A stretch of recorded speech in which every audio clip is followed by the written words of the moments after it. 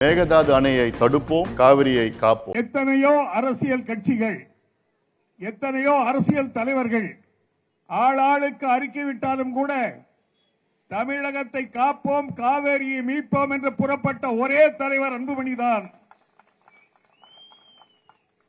அவர் அமைச்சராக இருந்த காலத்திலே இந்தியா பூராவிலும் பல்லாயிரக்கணக்கான உயிரை காப்பாற்ற 108 ஆம்புலன்ஸை கொண்டு வந்த மாவீரன் அன்புமணி அவர்கள்.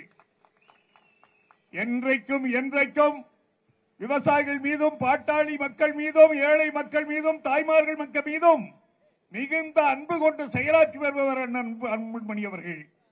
அது மட்டுமல்ல, சமீபத்திலே செய்த மிகப்பெரிய சாதனை சகோதரி சௌமியா அவர்களை சட்டமன்ற உறுப்பினராக்கி இருப்பதுதான்.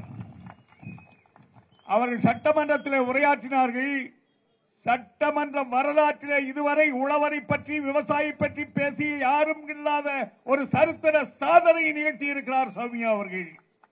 அவர்கள் சொன்னார்கள், பாதி கடன் ரத்து, பாதி கடன் இல்லை என்று ஒரு மோசமான அறிக்கையை விட்ட அரசாங்கத்திற்கும் மாண்புமிகு முதல்வர் விஜய் அவர்களுக்கும் சொன்னார்கள், ஐயா, உங்களுடைய கடன் தள்ளுபடி 100 அடி ஆழத்திலே கிடக்கின்ற விவசாயிக்கு 50 அடி கயிற்றை அனுப்பி இருக்கிறீர்கள், அவன் எப்படி மேலே வருவான் என்று கேட்டார்கள்.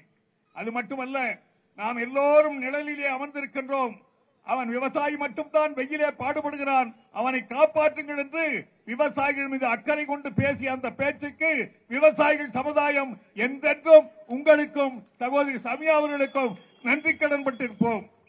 விவசாயி கடன்பட்டு, கஷ்டப்பட்டு, அல்லல் பட்டு, அழுத கண்ணீரால் தூக்குமாட்டி கொண்டு சாகிறார்கள்.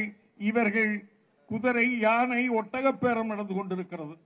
எனவே அன்பு மக்களே, அண்ணன் அன்புமணி அவர்களுடைய வழியிலே எங்களை போன்ற விவசாய சங்கங்களெல்லாம் ஒன்றுபட்டு உயிரையே கொடுத்தாலும் இந்த மேகதாது அணை கட்ட விடமாட்டோம், விடமாட்டோம், விடமாட்டோம் என்கிற அந்த உறுதிமொழியை எடுத்துக்கொண்டால் நிச்சயமாக அந்த அணை வராது.